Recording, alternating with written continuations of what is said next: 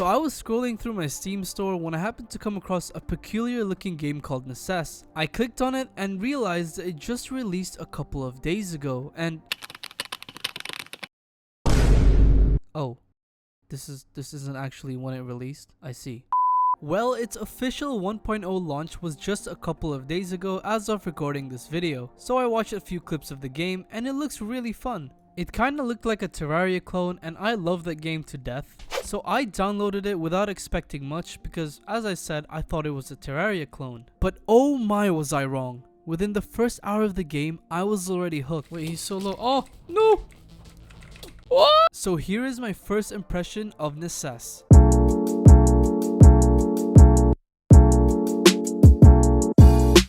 Before starting your game, you first have to create a world and a character. If you've ever played Terraria, then this will be extremely familiar to you as it works pretty much the same way. You can pick between casual, adventure, classic, hard, and brutal for your game difficulty. And as this was my first time playing Necesse and had no idea what I was going into, I picked the brutal difficulty. Just kidding, I'm not that insane. I just picked the classic difficulty. I then made my character with the decent character creator menu. I say decent because this is a pixel game after all, and not every detail of your character is needed. After that, I was then spawned into the world of Necesse, which right off the bat looked pretty darn cool. The game has a unique pixel art design which gives off this cozy yet somewhat goofy vibe. Like, it's not bad at all. I actually think it's cute and very well designed, but there is something about it that made me worried about the game's physical appeal. But perhaps that was just me being used to Stardew Valley's pixel art design. Anyways, the tutorial begins as soon as you spawn and they are very easy to follow. It's the classic tutorial in every game where it shows you its basic mechanics and game loop like crafting, mining, and the combat system. Like I mentioned before,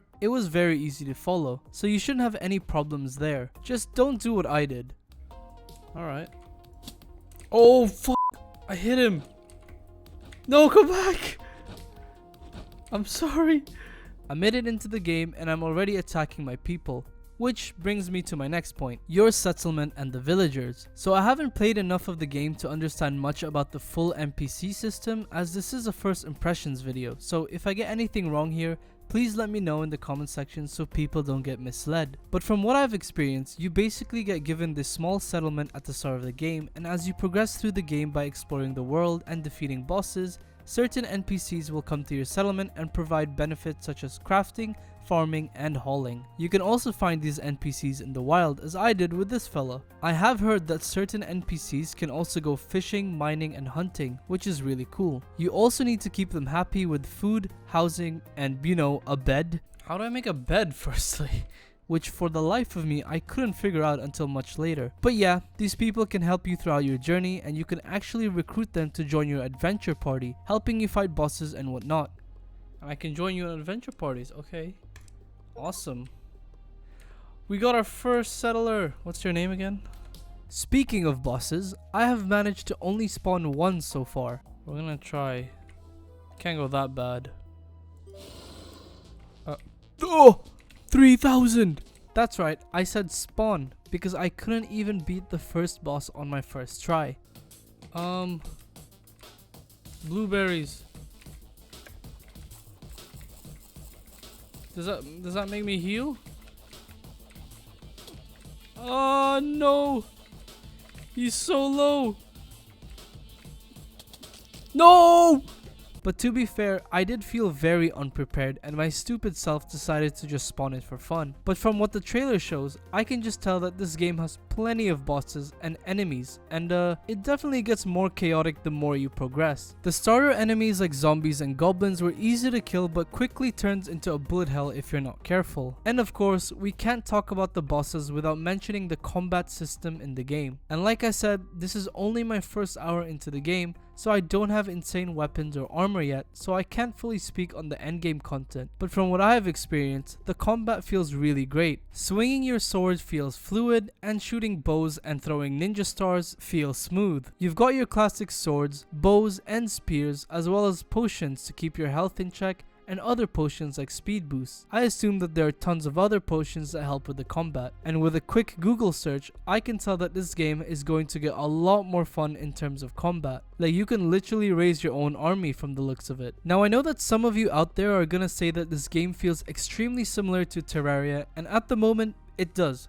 I can confidently say that the first hour is going to feel like a fresh Terraria world, and that's not a bad thing. However, I do think that this game feels drastically different the more you play, and it really begins to turn into its own game once you've passed scratching the surface. The NPC mechanics, dungeons, the endgame incursion system, automated farm management, raising an army, the infinite seamless world generator, and so much more make this game really shine and what mostly differentiates itself from being another Terraria/Minecraft copy. I'm honestly having so much fun with this game right now. It's one of those titles that completely catches you off guard, at least for me, as I've never heard of this game before its 1.0 launch. You go in expecting a small indie game to kill some time, and before you know it, you've spent hours mining, exploring, and building up your little settlement. I definitely plan to make a full review in the coming days once I've sunk a lot more time into it and can really talk about it on a deeper level and how it holds up long term. But as a first impression,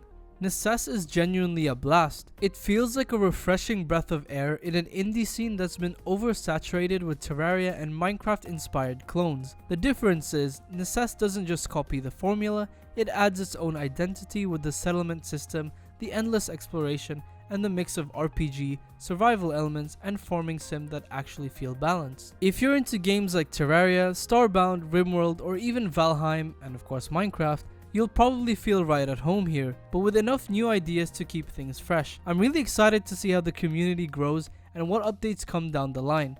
So yeah, first impressions, Necesse is absolutely worth checking out. If you've played the game yourself, let me know what you think of it down in the comments section. I'd love to hear your experience so far. If you liked the video, give it a thumbs up, and if you want to see more content like this, then consider subscribing to the channel and joining the guild. Thanks for watching till the end, stay safe, stay healthy, and as always, I'll see you guys in the next quest.